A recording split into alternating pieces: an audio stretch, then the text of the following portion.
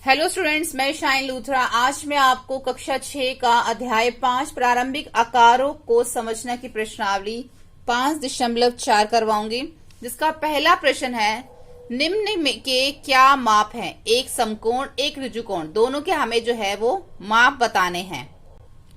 तो समकोण का क्या माप होता है? समकोण कितने डिग्री का होता है? 90 डिग्री का होता है। और ऋजुकोण कितने डिग्री का होता है? 180 डिग्री का होता है। तो हमने इनके माप लिख दिए। अब बताना है, बताइए ट्रू और फॉल्स, यानी कि सत्य और असत्य बताना है। एक न्यून कोण का माप 90 डिग्री से कम है। अब ये जो चिन्ह लगा हुआ है, ये कौन सा है? इस तरीके से ये 90 के आगे खुला हुआ है, यानी कि 90 डिग्री से कम होता है। इसका मतलब है जो न्यून कोण होता है उसका जो माप है वो 90 डिग्री से कम होता है। इसका मतलब 90 डिग्री बड़ा है और न्यून कोण जो है वो छोटा है। तो ये सत्य है। एक अधिक कोण का माप 90 डिग्री से कम होता है। अधिक कोण का माप जो है वो 90 डिग्री से ज्यादा होता है, यानी कि अधिक कोण ज्यादा होता है, 90 डिग्री कम होता है, इसलिए ये असत्य है। इसका सी है, एक प्रतिवर्तित कोण का माप लेस देन। देखो यहां पर जो है जो चिन्ह लगा रखा है, इसका मतलब ये है कि प्रतिवर्तित कोण छोटा होता है और 180 डिग्री का जो कोण है ये बड़ा होता है। इसके हिसाब से जो यहाँ पर लिखा हुआ है, जबकि ये इसका ऑपोजिट है। जो प्रतिवर्तित कोण है उसके लिए यहाँ पे जो चिन्ह आना चाहिए वो ये चिन्ह आना चाहिए। ये अगर हमने इसको सत्य लिखना है अकॉर्डिंग टू जो इसका बुक के पीछे आंसर दे रखा है उसके में इसमें सत्य लिखा हुआ है। सत्य अगर आएगा तो यहाँ पे चिन्ह इसका ये नहीं आएगा, क्योंकि प्रतिवर्तित कोण बड़ा होता है और 180 डिग्री का कोण छोटा होता है, तो उसके लिए ये चिन्ह आना चाहिए। अगर हम इस चिन्ह के हिसाब से करते हो तो इसका आंसर असत्य होगा। ठीक है।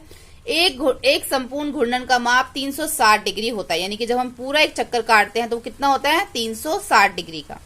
यदि m कोण L इक्वल है 53 डिग्री का और m जो है वो लेस देन है m से, यानी कि b बड़ा है और m छोटा है, 35 डिग्री है, तो m इसमें कोण A और कोण B है, यानी कि हमें बताना है कि कोण A जो है वो बड़ा है और कोण B जो है वो छोटा है। यदि कोण m कोण A है वो कितना है? 53 डिग्री, और m जो है वो कितना है? 35 डिग्री। तो दोनों में से कौन सा बड़ा है? कोण A जो है वो बड़ा है, तो ये सत्य है। प्रश्न 3 देखेंगे, निम्न के माप लिखिए। कुछ न्यून कोण के माप आप अपनी तरफ से लिख सकते हैं, बस 90 डिग्री से कम के माप लिखना, जैसे यहाँ पे 23, 89 लिख दिया।